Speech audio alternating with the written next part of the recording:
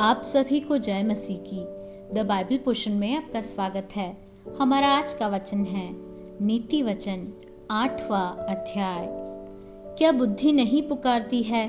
क्या समझ ऊंचे शब्द से नहीं बोलती है?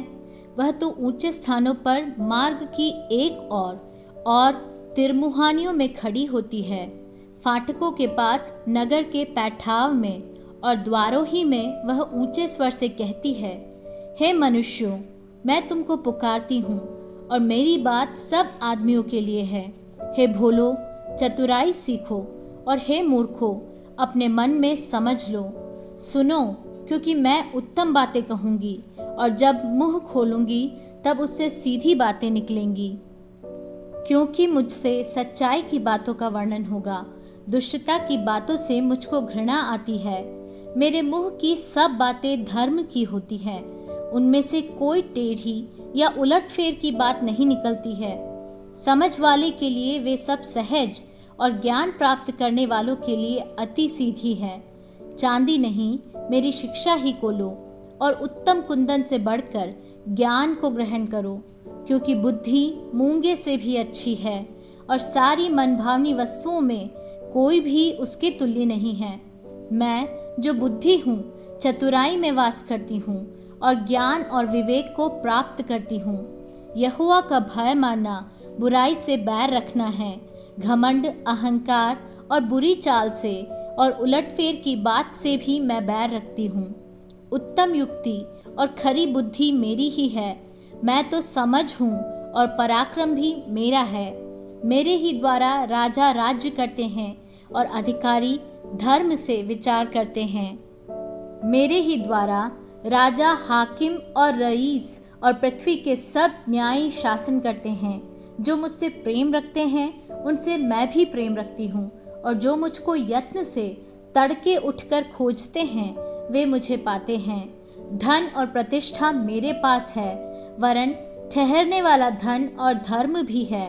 मेरा फल चोखे सोने से वरन कुंदन से भी उत्तम है, और मेरी उपज उत्तम चांदी से अच्छी है। मैं धर्म के मार्ग में और न्याय की डगरों के बीच में चलती हूँ, जिससे मैं अपने प्रेमियों को परमार्थ का भागी करूँ और उनके भंडारों को भर दूँ। यहोवा ने मुझे काम करने के आरंभ में वरन अपने प्राचीन काल के कामों से भी पहले उत्पन्न किया।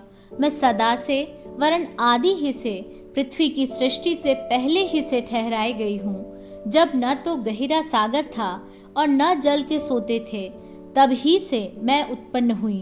जब पहाड़ और पहाड़ियाँ स्थिर न की गई थी, तब ही से मैं उत्पन्न हुई। जब यहोवा ने न तो पृथ्वी और न मैदान न जगत की धूलि के परमाणु बनाए थे, इनसे पहले मैं उत्पन्न हुई। जब उसने आकाश को स्थिर किया, तब मैं वहाँ थी।